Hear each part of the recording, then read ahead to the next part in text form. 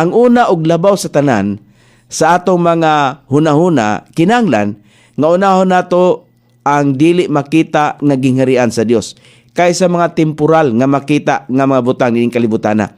Kinahanglan natong atimanon pag-ayo ang atong kaugalingon sa espirituhanong mga aspeto. Nini nga gingharian, kay ingon siya pangitaa og una ang gingharian. Meaning, pangitaon og una ang kaluwasan. Unsa bay giingon sa Lucas Kapitulo 17? Muna'y pangutanan nila.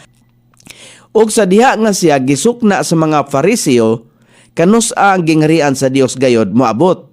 Siya mitubag ngadto kanila og miingon, ang gingharian sa Dios dili moabot pinaagi sa pagpaniid. Observation. Ang gingharian sa Dios dili moabot pinaagi lamang sa pag-aninaw o pagpaniid.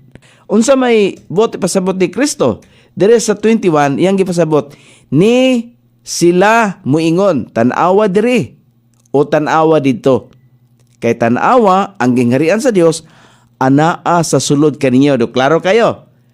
Ang gingharian sa Dios wala diha sa gawas, wala sa bisan asa nga butang, naa sa sulod. Kung imong namatikdan o imong nasabtan nga ang gingharian sa Dios imong gidawat sa Hesus Kristo, ingon si Kristo dinhi, tan-awa ang gingharian sa Dios naa sa sulod kaninyo. Kung ang atong kasing-kasing dili day magsugod sa pag-ila sa Dios, sa pagdawat kang Hesus Kristo, wala ang gingharian, dili siya moabot. Ang gingharian di ay moabot sa diyang imong dawaton sa Hesus Kristo. Muna unahon nato pagpangita.